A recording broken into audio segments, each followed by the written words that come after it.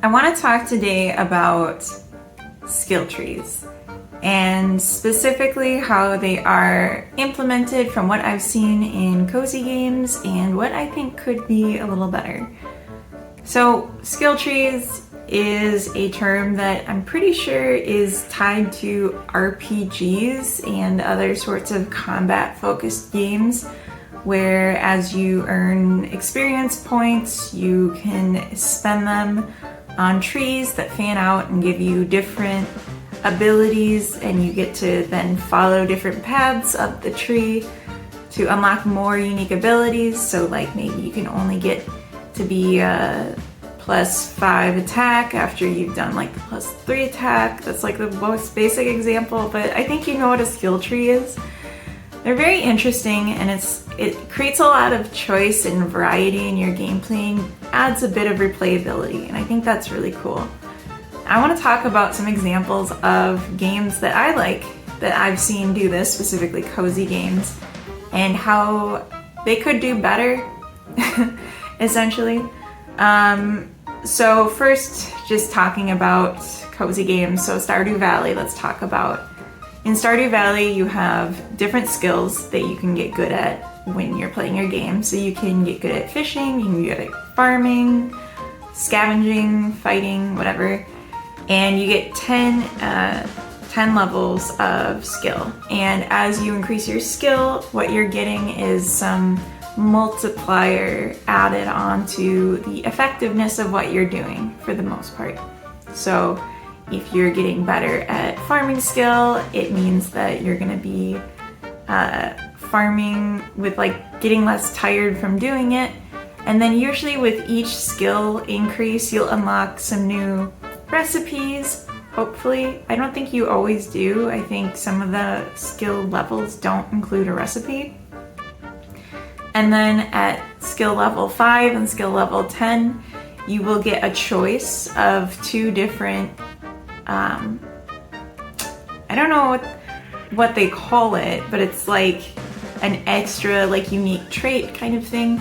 So I know that there's more than just the 2 that they show you, so there's some amount of randomness, and like you can just have maybe a bad seed in the start of your game and then you never get the choice to become like focused in, I don't know, cultivating crops, even though that's what you're specializing in for your game, because that was just not in the draw. So you gotta pick animals, or you gotta pick, I don't know, crafted farm, like fancy crafted items, something like that.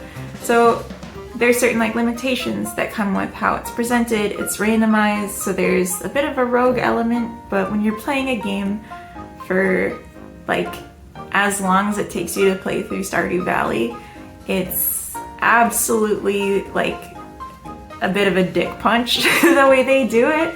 I don't know, I'm not a huge fan of that. I also think that just having the 2 tiers, like level 5 and level 10, you get to add these traits, is a bit lackluster. It's a little underwhelming. I know it's not a big part of the game, but I think that it could be more. I think that it's something that could add a lot of like versatility and replayability and a feeling of choice and ownership when you're playing a game like this, that it doesn't cost much to develop. If you think about like what does it really do? If you picked the animal husbandry one, you get like a 5% increase or 10% increase in like yield of whatever, or maybe like amount that you can sell it for when you're selling it overnight. So adding something like that, but maybe then making the whole game harder as a whole, but getting something like that at every stage is really interesting, especially if you keep getting the 2-card choice. I think that could be really cool. On the other hand, we can look at The Sims 3. In The Sims 3, you would level up, let's say, painting skill. You get up to level 10, and each level or 2, you might unlock an ability to paint a new type of painting. So you get to a certain skill level, okay, now you can do abstracts, okay, now you can do classical, whatever. And alongside that, there's gonna be, I think, usually 3 extra achievements that you can get related to the painting skill. And this is true for every skill in the game, in The Sims 3, where if you're working in a certain skill, and I think you have to have at least a skill level 1 before this starts to track, there's 3 extra achievements associated with the skill. So for my example of painting, I think there's one that's like paint so many paintings in a lifetime. And if you do it, then your paintings sell for more, or you paint faster or something like that. And it's an achievement that generally you don't get from just playing to get to the 10 skill points unless you're specifically aiming for it. So I think there's one with fitness, and there's like, you can do strength training or cardio training exercises. And in The Sims 3, if you were doing only strength training the entire time, then it's possible to get the achievement related to how much time you've spent doing strength training activities. But if you just went to level 10 and you did a variety, you wouldn't reach that. So it creates like an extra thing to do in the game basically after you've maxed out a skill, but it's also a way you can strategize and play it, because if the perk related to that achievement getting accomplished is really good, maybe you can optimize your game. So that's really always fun to come up with how you could possibly optimize it, strategize, stuff like that. And I think it's a really interesting way to do it, where they're just always available to you. Once you've started down a skill, the achievements are always available to you. And then in The Sims 4, they actually added, so they still do the thing where at certain level of skill, so like let's say again painting, you get up to a certain skill level marker, then you've unlocked a new painting you can do. But then there's also, for some occults, I think it's specific to, but also like for celebrities. And I think in Mount Karabi, the Snowy Escape expansion pack, they also added just like more of a generic one that you don't have control over in the same way. But basically there's like a chart, and it's just like a XY plane, right? And the horizontal slots at the bottom, how am I describing this? I'm doing a terrible job. The idea is like, just picture a 4x4 grid, and the bottom row of the grid is all stuff that's available to you at level 1, and then the next row is level 2, and the next row is level 3, and these might be levels of celebrity. These might be levels of I don't know, expertise in vampire, whatever, or your level in like the wolf pack if you're a werewolf. I honestly don't play with occult Sims ever. I don't have the packs, so I don't know for sure that that's how it works. This is what I've seen and people doing Let's Plays about it. But, so like I don't know the specifics, but I know this is like the thing. So maybe when you get to like, let's talk about the celebrity one, because that one I have played. You get to level 2 celebrity, you've unlocked like 2 unlockables. So you get to pick, you could do 2 on the bottom row, or you could do 1 on the bottom row and then the one directly above it on the second row. So you have to follow up the track. You can't just pick any from any.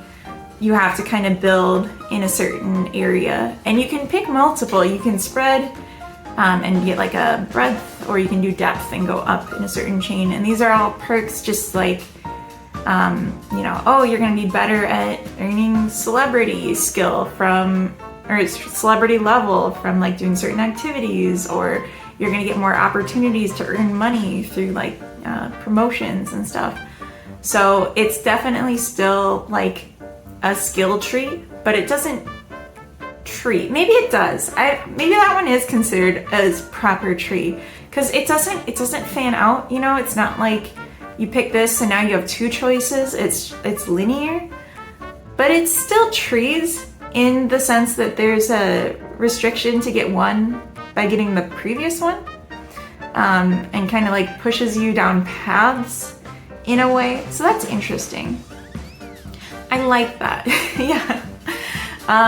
Overall, I would say for me personally, I love what they have in The Sims 3. I love that the achievements are just available at any point if you want to pursue them. And usually when you're raising your, like, you're going to raise your skill in the pursuit of them, so you're kind of doing both at the same time. I also like what they have in The Sims 4 with the extra amount of choice, because you don't choose in The Sims 3 like what achievements are available. They're all available and you just pick which ones you're gonna pursue.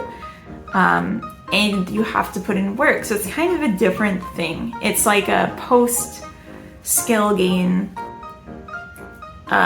challenge, and the one in The Sims 4 is more like a post skill gain reward that you get to tree up, and then it makes you better in whatever way of earning more points however you wanted to play your game. Kind of like, you know, if I'm playing Fallout, I'm gonna get more related to carrying heavy things because I like gaining experience by like being a pack mule and like bringing so many things, every tin can I find, to a vendor to make like my money that way and win the game through bribes or expensive equipment. So it's kind of like that. I like that a lot. I think there's not enough of that in life sim games, or I guess maybe more so in cozy games. An example that I think is really lacking, and I will be candid, I haven't touched this game since 2020, but Animal Crossing comes to mind. I stopped playing Animal Crossing because I was so bored. I was like obsessed with it for 2 months.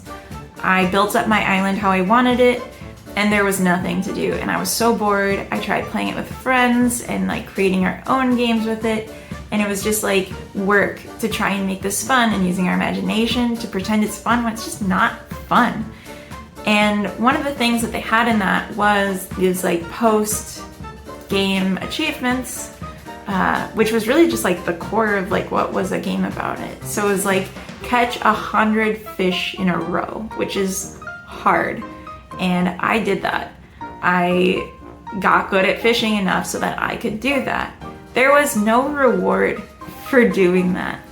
There was no like added benefit that would make it easier for me to catch fish in the future. It was literally just, you caught the fish, you get the stamp on your passport, next. And that sucked. That was like, I still felt like I needed to do it, but like it made me mad doing it. So yeah, I think it would be interesting in the future for myself as I'm developing games to look at ways that I can add more variety in choice in how someone's playing a game by creating different ways that you can either improve by selecting from a skill tree of upgrades or selecting an achievement to pursue that will do kind of the same thing but makes you work for it, which I kind of like better, kind of don't. I feel mixed about it. I feel like the best game would have both. Like, I should have achievements that I can strive for that are like weird, unique things related to a certain skill, but then also have a skill tree that is just more general and like I want to pick what I'm specializing in, and the ability to reset it and then get your points back to like reallocate and play it differently if you made a mistake. Maybe with like a punishment, like it should cost something, shouldn't be free, but I think that would be cool. I also think like in The Sims 4, the achievement system, or the like lifetime achievements, what are the aspirations? That's what they're called. Wow. You can tell I've played this game before. Okay, so like in The Sims 4, there's lifetime aspirations, just like there are in all the other Sims games. Well, 2 through 4. But in The Sims 4, you can switch them at any time, and most of them you don't get a penalty and like lose progress on them when you switch. So like that gives you points, and if you get to the end of a certain aspiration, you do get a new trait that works like the extra achievement related to a skill. So in that way, like from The Sims 3, so in that way, what they had in The Sims 3 does kind of exist in The Sims 4 as just like your lifetime achievements, but it also kind of cheapens the lifetime achievements, and it makes it so like like it puts more pressure on the lifetime achievements to be good and plentiful, and they're really not. For those that played The Sims 4, like there are so few lifetime achievements, and honestly the desire to get more lifetime achievements and like maybe be able to like have the player dictate lifetime achievements and then share those with the community was one of the things that motivated me to start learning game dev in the first place. So like, it's a real problem. It's a real shortage. And they don't have to be complicated, like, you know, painting so many paintings, painting 30 paintings, and then getting a certain reward as a result. I don't think that's so complicated, but like it definitely drives a lot of gameplay in a way that's not just like a Steam achievement or something where it has no actual value to your game, and so you can't use it for strategies. You just use it as a badge to show you did something.